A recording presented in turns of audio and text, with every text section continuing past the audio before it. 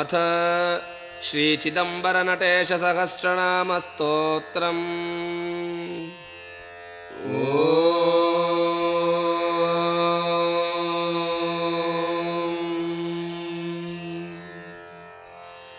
कैलासशिखरे रम्ये रत्नसिंहासने स्थितम् शङ्करं करुणामूर्तिं प्रणम्य परया मुदा विनयावनता भूत्वा पप्रच्छ परमेश्वरी भगवन् भव सर्वज्ञ भवतापहराव्यय त्वत्तः श्रुतं महादेव सर्वं नाम सहस्रकम् नटेशस्य तु नामानि न श्रुतानि मया प्रभो असकृत्प्रार्थितोऽपि त्वं न तत्कथितवानसि इदानीं कृपया शम्भो वद वाञ्छाभिपूर्तये। श्रीशिव उवाच साधु साधु महादेवी पृष्टं सर्वजगद्हितम् पुरा नारायण श्रीमान् लोकरक्षापरायणः क्षीराब्धौ सुचिरं कालं साम्बमूर्तिधरं शिवम् मामेकाग्रेण चित्तेन ध्यायन्यवसदच्युतः तपसा तस्य सन्तुष्टः प्रसन्नोऽहं कृपावशात् ध्यानात् समुत्थितो विष्णुर्लक्ष्म्या मां पर्यपूजयत् तुष्टावविविधैः स्तोत्रैर्वेदवेदान्तसंहितैः वरं वरय हे वत्स यदिष्टं मनसि स्थितम् तत्ते दास्यामि न चिरादित्युक्तः कमलेक्षणः प्राह मां परया भक्त्या वरं दास्यसि चेत् प्रभो रक्षार्थं सर्वजगताम् असुराणां क्षयाय च सर्वात्म्ययोगसिद्ध्यर्थं मन्त्रमेकं ममादिश इति सम्प्रार्थितस्तेन माधवेनाहमम्बिके संचिन्त्यात् उत्तमं स्तोत्रं सर्वेषां सर्वसिद्धिदम् नटेशनाम सहस्रम् उक्तवानस्मि विष्णवे तेन जित्वा असुरान् सर्वान् ररक्ष सकलं जगत् सर्वात्म्ययोगसिद्धिं च प्राप्तवानम्बुजे क्षणः तदेव प्रार्थयस्यद्य नाम सहस्रमम्बिके पठनान्मननाद्यस्य नृत्तं दर्शयति प्रभुः सर्वपापहरं पुण्यं सर्वरक्षाकरं नृणाम् सर्वैश्वर्यप्रदं सर्वसिद्धिदं मुक्तिदं परम् वक्ष्यामि शृणुहे देवी नाम सहस्रमुत्तमम्। ॐ अस्य श्रीनटेश्वर नाम सहस्रमाला महामन्त्रस्य सदाशिव ऋषिः महाविराट् छन्दः श्रीमन्नटेश्वरो देवता ॐ श्रीशिवाय नम इति बीजम् ॐ अनन्तशक्तये नम इति शक्तिः ॐ श्रीमहेश्वराय नम इति कीलकम् श्रीनटेश्वरप्रसादसिद्ध्यर्थे जपे विनियोगः। ॐ नम्याय नमः अङ्गुष्ठाभ्यां नमः ॐ स्वाहा नमः तर्जनीभ्यां स्वाहा ॐ वषट्काराय नमः मध्यमाभ्यां वषट् ॐ हुङ्काराय नमः अनामिकाभ्यां हुम् ॐ वौषट्काराय नमः कनिष्ठिकाभ्यां वौषट् ॐ फट्कराय नमः करतलकरपृष्ठाभ्यां फट् ॐ नम्याय नमः हृदयाय नमः ॐ स्वाहा नमः शिरसे स्वाहा ॐ वषट्काराय नमः शिखायै वषट् ॐ हुङ्काराय नमः कवचाय हुम् ॐ वौषट्काराय नमः नेत्रत्रयाय वौषट् ॐ फट्कराय नमः अस्त्राय फट् ॐ भूर्भुवः सुवरोम् इति दिग्बन्धः। ध्यानम् ध्यायेत् कोटिरविप्रभं त्रिनयनं शीतांशु गङ्गाधरम् दक्षाङ्घ्रिस्थितवामकुञ्चितपदं शार्दूलचर्माम्बरम् वह्निं डोलकराभयं डमरुकं वामे शिवां श्यामलाम् कल्हारं जपसृक्षुकं कटिकरां देवीं नटेशं प्रभुम्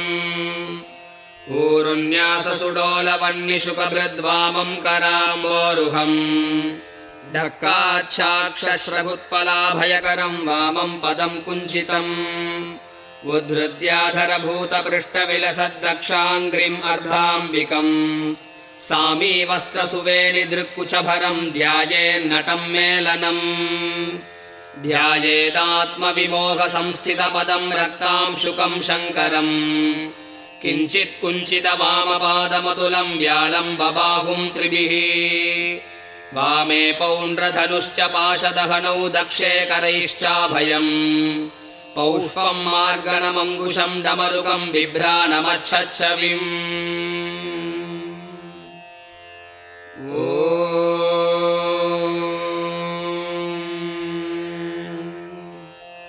श्रीशिव श्रीशिवानाथ श्रीमान् श्रीपतिपूजितः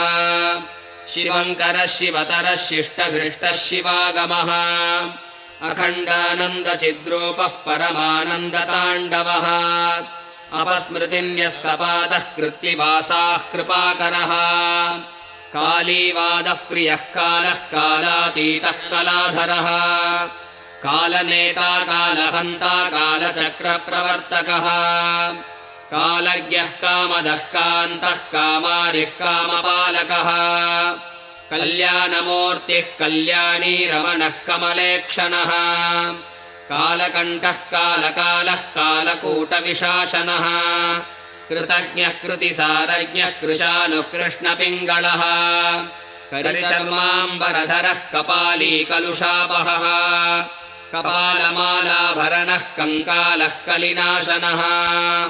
कैलासवासी कामेशः कविः कपटवर्जितः कमनीयः कलानाथशेखरः कम्बुकन्धरः कन्दर्पकोटिसदृशः कपर्दी कमलाननः कराब्जधृतकालाग्निः कदम्बकुसुमारुणः कमनीयनिजानन्दमुद्राञ्चितकराम्बुजः स्फुरड्डमरुनिध्वाननिर्जिताम्बोधिनिस्वनः उद्दण्डताण्डवश्चण्ड ऊर्ध्वताण्डवपण्डितः सव्यताण्डवसम्पन्नो महाताण्डववैभवः ब्रह्माण्डकाण्डविस्फोटमहाप्रलयताण्डवः महोग्रताण्डवाभिज्ञः परिभ्रमणताण्डवः नन्दिनाट्यप्रियो नन्दीनटेशो नटवेशभृत् कालिकानाट्यरसिको निशानटननिश्चलः भृङ्गिनाट्यप्रमाणज्ञो भ्रमरायितनाट्यकृत् वियदादिजगत्स्रष्टा विविधानन्ददायकः विकाररहितो विष्णुर्विराडीशो विराण्मयः विराट्हृदय पद्मस्थो विधिर्विश्वाधिको विभुः वीरभद्रो विशालाक्षो विष्णुबाणो विशाम्पतिः विद्यानिधिर्विरूपाक्षो विश्वयोनिर्वृषध्वजः विरूपो विश्वदिग्व्यापी वीतशोको विरोचनः व्योमकेशो व्योममूर्तिर्व्योमाकारो व्ययाकृतिः व्याघ्रपादप्रियो व्याघ्रचर्मधृद्व्याधिनाशनः व्याकृतो व्यापृतो व्यापी व्याप्य साक्षी विशारदः व्यामोहनाशनो व्यासो व्याख्यामुद्रालसत्करः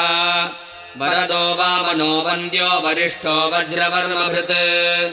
वेदवेद्यो वेदरूपो वेदवेदान्तवित्तमः वेदार्थविद्वेदयोनिर्वेदाङ्गो वेदसंस्तुतः वैकुण्ठवल्लभो अवर्ष्यो वैश्वानरविलोचनः समस्तभुवनव्यापी समृद्धिः सततोदितिः सूक्ष्मात् सूक्ष्मतरः सूर्यः सूक्ष्मस्थूलस्त्ववर्जितः जन्मकन्याधरो जन्मजरा मृत्युनिवारकः शूरसेनः शुभाकारः शुभ्रमूर्तिः शुचिस्मितः अनर्घरत्नखचितकिरीटो निकटे स्थितः सुधारूपः सुराध्यक्षः शुभ्रो सुखघनः सुधीः भद्रो भद्रप्रदो भद्रवाहनो भक्तवत्सलः भगनेत्रहरो भर्गो भगग्नो भक्तिमन्निधिः अरुणः शरणः शर्वः शरण्यः शर्मदः शिवः पवित्रः परमोदारः परमापन्निवारकः सनातनः समः सत्यः सत्यवादी समृद्धिदः धन्वी धनाधिपो धन्यो धर्मगोप्ता धराधिपः तरुणस्तारकस्ताम्रस्तरिष्णुस्तत्त्वबोधकः राजराजेश्वरो रम्यो रात्रिञ्चरविनाशनः गह्वरेष्ठो गणाधीशो गणेशो गतिवर्जितः पतञ्जलिः प्राणनाथः परापरविवर्जितः परमात्मा परं ज्योतिः परमेष्ठी परात्परः नारसिंहो नगाध्यक्षो नादान्तो नादवर्जितः नमदानन्ददो नम्यो नगराजनिकेतनः दैव्योऽभिषक्प्रमाणज्ञो ब्रह्मण्यो ब्राह्मणात्मकः कृताकृतः कृशः कृष्णः शान्तिदः शरभाकृतिः ब्रह्मविद्याप्रदो ब्रह्म बृहद्गर्भो बृहस्पतिः सद्यो जातः सदाराध्यः सामगः सामसंस्तुतः अघोरो अद्भुतचारित्र आनन्दवपुरग्रणीः सर्वविद्यानामीशान ईश्वरानामधीश्वरः सर्वार्थः सर्वदातुष्टः सर्वशास्त्रार्थसम्मतः सर्वज्ञः सर्वदस्थानः सर्वेशः समरप्रियः जनार्दनो जगत्स्वामी जन्मकर्मनिवारकः मोचको मोघविच्छेत्ता मोदनीयो महाप्रभुः व्युक्तकेशो विविशदो विश्वक्सेनो विशोधकः सहस्राक्षः सहस्राङ्घ्रिः सहस्रवदनाम्बुजः सहस्राक्षार्चितः सम्राट् सन्धाता सम्पदालयः बभ्रुर्बहुविधाकारो बलप्रमथनो बली मनोभर्ता मनोगम्यो मननैकपरायणः उदासीन उपद्रष्टा मौनगम्यो मुनीश्वरः अमानी मदनो अमन्युरमानो मानदो मनुः यशस्वी यजमानात्मा यज्ञभोग्यजनप्रियः मीढुष्टमो मृगधरो मृगण्डुतनयप्रियः पुरुहूतः पुरद्वेषी पुरत्रयविहारवान् पुण्यः पुमान् पुरिषयः पूषा पूर्णः पुरातनः शयानः शन्तमः शान्तः शासकः श्यामलाप्रियः भावज्ञो बन्धविच्छेत्ता भावातीतो अभयङ्करः मनीषी मनुजाधीशो मिथ्या प्रत्ययनाशनः निरञ्जनो नित्यशुद्धो नित्यबुद्धो निराश्रयः निर्विकल्पो निरालम्बो निर्विकारो निरामयः निरङ्कुशो निराधारो निरपायो निरत्ययः गुहाशयो गुणातीतो गुरुमूर्तिर्गुहप्रियः प्रमाणः प्रणवः प्राज्ञः प्राणदः प्राणनायकः सूत्रात्मा सुलभः स्वच्छः सूदरः सुन्दराननः कपालमालालङ्कारः कालान्तकवपुर्धरः दुराराध्यो दुराघर्षो दुष्टदूरो दुरासदः दुर्विज्ञेयो दुराचारनाशनो दुर्मदान्तकः सर्वेश्वरः सर्वसाक्षी सर्वात्मा साक्षिवर्जितः सर्वद्वन्द्वक्षयकरः सर्वापद्विनिवारकः सर्वप्रियतमः सर्वदारिद्र्यक्लेशनाशनः द्रष्टा दर्शयिता दान्तो दक्षिणामूर्तिरूपभृत् दक्षाध्वरहरो दक्षो दहरस्थो दयानिधिः समदृष्टिः सत्यकामः सनकादिमुनिस्तुतः पतिः पञ्चत्वनिर्मुक्तः पञ्चकृत्यपरायणः पञ्चयज्ञः प्रियः पञ्चप्राणाधिपतिरव्ययः पञ्चभूतः प्रभुः पञ्चपूजा सन्तुष्टमानसः विघ्नेश्वरो विघ्नहन्ता शक्तिपाणिश्वरोद्भवः गूढो गुह्यतमो गोप्यो गोरक्षिगणसेवितः सुव्रतः सत्यसङ्कल्पः स्वसंवेद्यः सुखावहः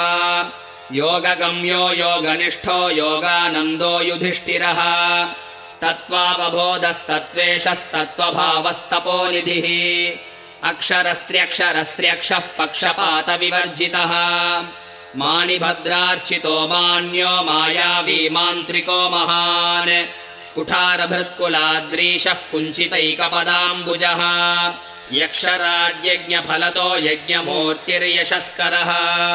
सिद्धेशः सिद्धजनकः सिद्धान्तः सिद्धवैभवः रविमण्डलमध्यस्थो रजो गुणविवर्जितः वह्निमण्डलमध्यस्थो वर्षीयान् वरुणेश्वरः सोममण्डलमध्यस्थः सोमः सौम्यः सुहृद्वरः दक्षिणाग्निर्गार्हपत्यो दमनो दानवान्तकः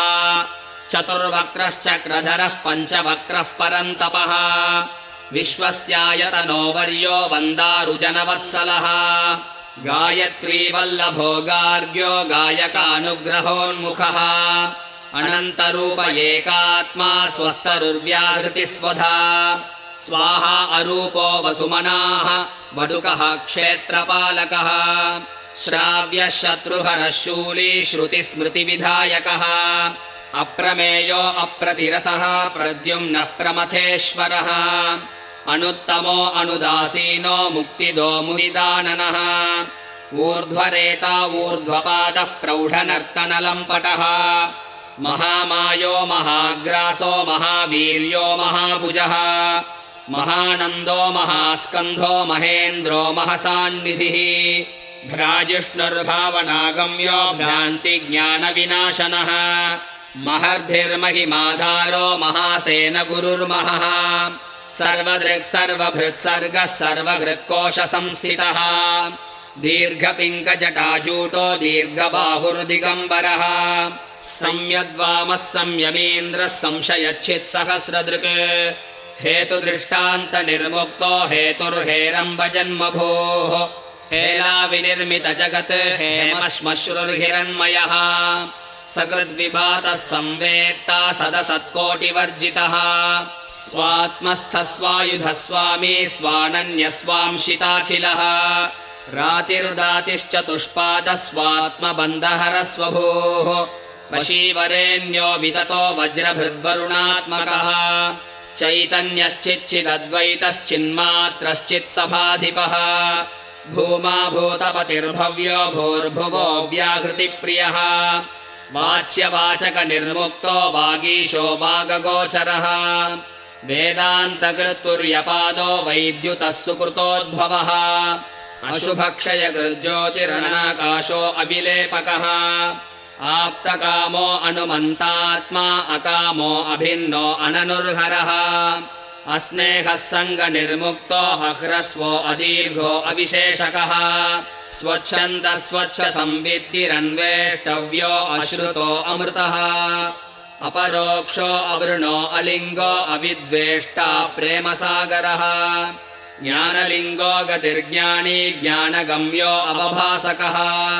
शुद्धस्फटिकसङ्काशः श्रुतिप्रस्तुतवैभवः हिरण्यबाहुः सेनानीर्हरिकेशो दिशां पतिः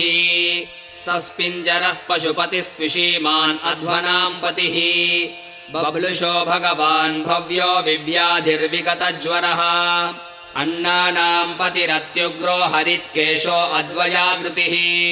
पुष्टानां पतिरव्यग्रो भवहेतिर्जगत्पतिः आततावी महारुद्रः क्षेत्राणां पतिरक्षयः सूतः सतस्पतिः सूरिरहन्त्यो वनपो अवरः रोहितस्थपतिर्वृक्षपतिर्मन्त्री सुवाणिजः कक्षाधिपो भुवन्तीशो भवाक्यो वारिवस्कृतः ओषधीशः सदामीश उच्चैर्घोषो विभीषणः पत्तीनामधिपकृत्स्नवीतो धावन् ससत्वपः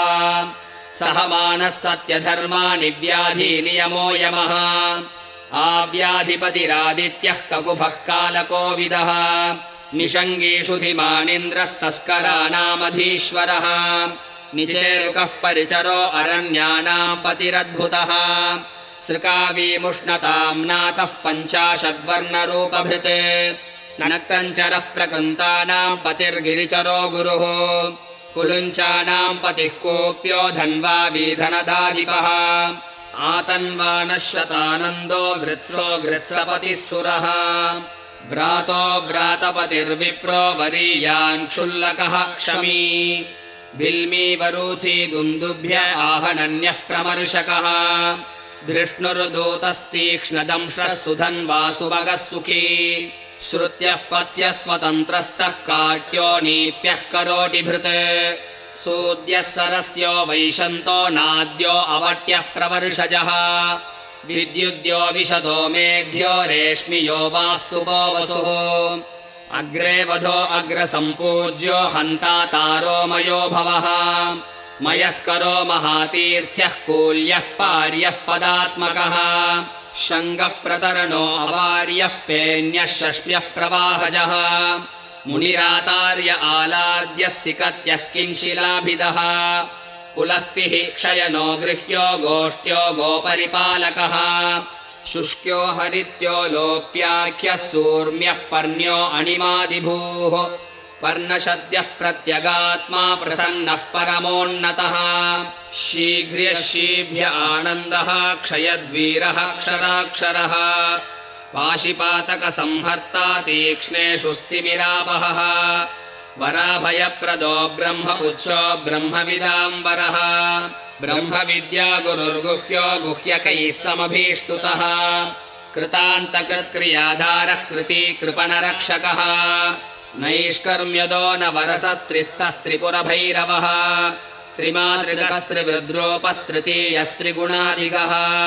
त्रिधामातृजगद्धेतुः त्रिकर्ता तिर्यगूर्ध्वगः प्रपञ्चोपशमो नाम रूपद्वयविवर्जितः प्रकृतीशः प्रतिष्ठाता प्रभवः प्रमथः पथि सुनिश्चितार्थो राद्धान्तस्तत्त्वमर्थस्तपोनिधिः हितः प्रमाता प्राग्वर्ती सर्वोपनिषदाश्रयः विशृङ्खलो वियद्धेतुर्विषमो विद्रुमप्रभः अखण्डबोधो अखण्डात्मा खण्डामण्डलमण्डितः अनन्तशक्तिराचार्यः पुष्करः सर्वपूरणः पूरजित्पूर्वजः पुष्पहासः पुण्यफलप्रदः ध्यानगम्यो ध्यातृरूपो ध्येयो धर्मविदाम्बरः अवशस्ववशोस्थाणुरन्तर्यामी शतक्रतुः कूटस्थः कूर्मपीठस्थः कूष्माण्डग्रहमोचकः कूलङ्कषकृपासिन्धुः कुशली कुङ्कुमेश्वरः गदाधरो गणस्वामी गरिष्ठस्तोमरायुधः जवनो जगदाधारो जमदग्निर्जराहरः जटाधरो अमृताधारो अमृतांशुरमृतोद्भवः विद्वत्तमो विदूरस्थो विश्रमो वेदनामयः चतुर्भुजः शततनुः शमिताखिलकौतुकः वौषट्कारो वषट्कारो हुङ्कारः फट्करः पटुः ब्रह्मिष्ठो ब्रह्मसूत्रार्थो ब्रह्मज्ञो ब्रह्मचेतनः गायको गरुडारूढो गजासुरविमर्दनः गर्वितो गगनावासो ग्रन्थित्रयविभेदनः भूतमुक्तावलीतन्तुर्भूतपूर्वो भुजङ्गभृत् अतर्क्यः सुकरः सारः सत्तामात्रः सदाशिवः शक्तिपादकरः शक्तः शाश्वतः श्रेयसां निधिः अजीर्णः सुकुमारोऽन्यः पारदर्शी पुरन्दरः अनावरणविज्ञानो निर्विभागो विभावसुः विज्ञानमात्रो विरजा विरामो विबुधाश्रयः विदग्धमुग्धवेषाढ्यो विश्वातीतो विशोगदः मायानाट्यविनोदज्ञो मायानटनशिक्षकः मायानाटककृन्मायी मायायन्त्रविमोचकः वृद्धिक्षयविनिर्मुक्तो विद्योतो विश्ववञ्चकः कालात्मा कालिकानाथः कार्कोटकविभूषणः षडोर्मिरहितस्तव्यः षड्गुणैश्वर्यदायकः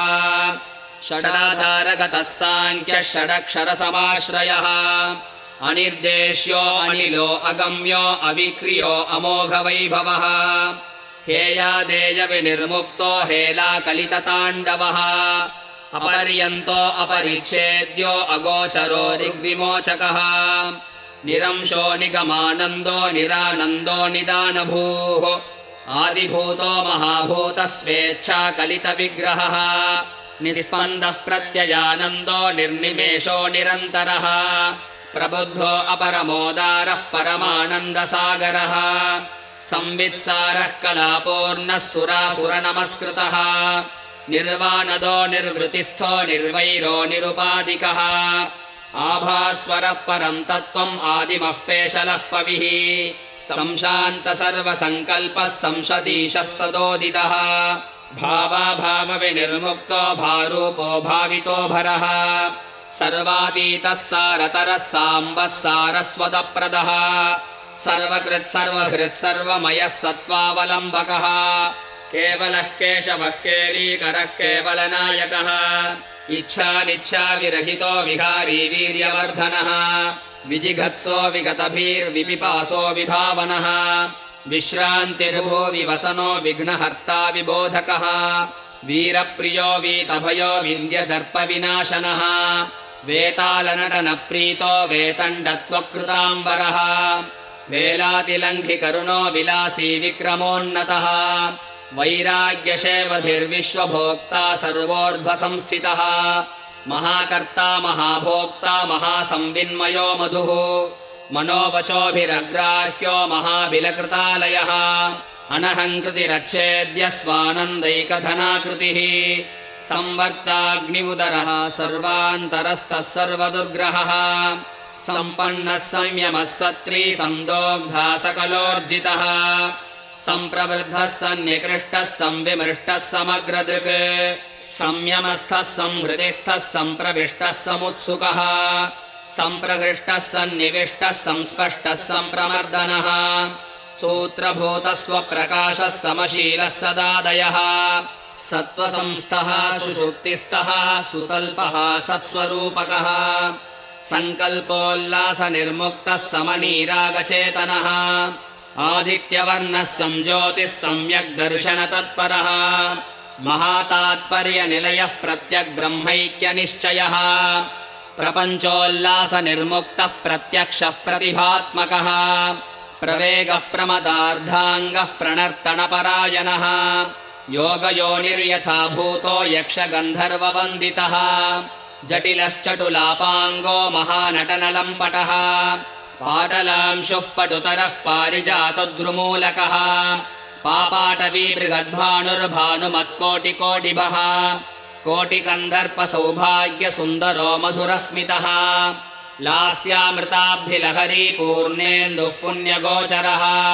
रुद्राक्षश्रङ्मया कल्पः कल्कारकिरणद्युतिः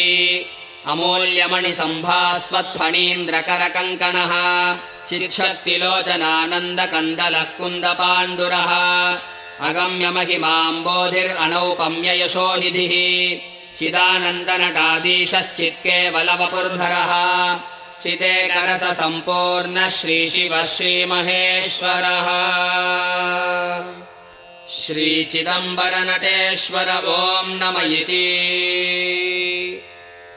ते कथितं देवी नटराजस्य सुन्दरम्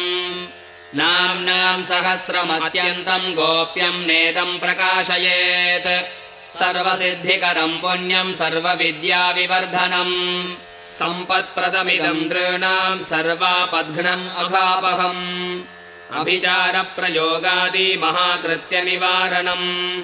अपस्मारमहाव्याधि ज्वरकुष्ठादिनाशनम्